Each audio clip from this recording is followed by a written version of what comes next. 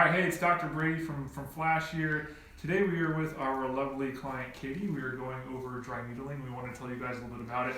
So Katie has a history of shin splints. She can tell you a little bit more about that in a second, but we want to do a nice little case study here with regards to how effective for overuse injuries dry needling can be. Obviously, when it comes to changing tissue physiology, it requires a lot of strengthening, a lot of exercise and stuff like that, but in kind of the harder cases where we need to overall change tendon physiology and stuff like that, and overall the way pain goes up to the brain and is perceived, a lot of times dry needling can be very, very effective. So Katie's been dealing with shin splints for over 20 years, is that right?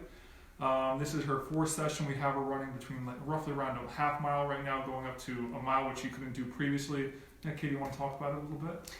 Yeah, I guess like Dr. Brady said, I've had shin splints for over 20 years, and I've gone through all sorts of physical therapy, stretching, and just lots of work that I've done to try and get rid of my shin splints. And I came here because I wanted to see if there was something that I could change about my posture or my running gait. And so we've been doing some we've been doing the dry needling, and it's a little painful afterwards, but usually goes away by the next day and makes me feel good. I feel there's been no pain after I've been running, or like minimal amounts of pain.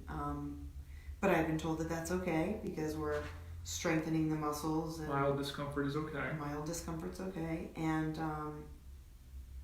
so it's been pretty good. Yeah. So, from what I've learned from you, Katie, is when it comes to overall running and stuff like that, even like the last 3 months or so, running caused significant pain, and it seems like overall right now, most of the running you've done, at least the last week or so, has been really, really good. Mm-hmm. From a pain perspective, we're just kind of gradually progressing the load there.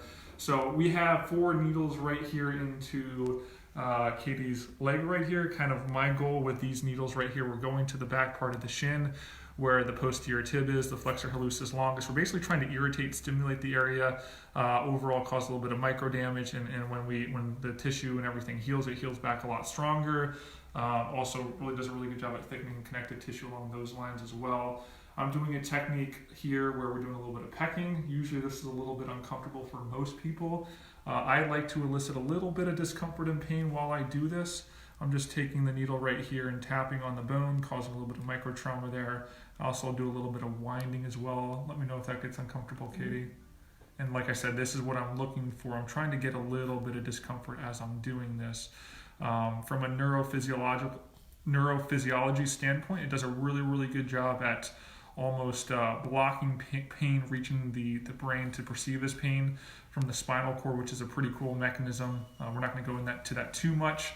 Also does a really, really good job at releasing natural, localized opioids to the area, not that synthetic stuff that has caused this nation a lot of issues, but we can produce those naturally to some extent, and causing a little bit of irritation into the tissues can actually produce that stimulation there. So it does a good job at also improving and increasing cartilage thickness in some cases, as well as really, really good for knee arthritis as well. So I love to hang out here 10, 15 minutes, do some pecking here. I mean, I love it for anything that relates to any sort of tendon injury. That's kind of my specialty with that. Plantar fasciitis, shin splints, tennis elbow. Like I said, I'm trying to produce a little bit of discomfort while we're doing this. And that is what we have seen, as well as the research has shown to be really, really effective. So we go into the dysfunctional tissue, the structures there.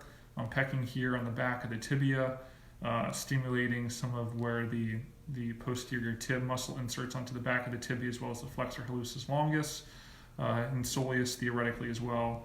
So that is all I want to show today with the dry needling overuse injuries. Sometimes it is one of the best interventions we can do. So if you have any comments, feel free to comment below or message me directly. Thank you.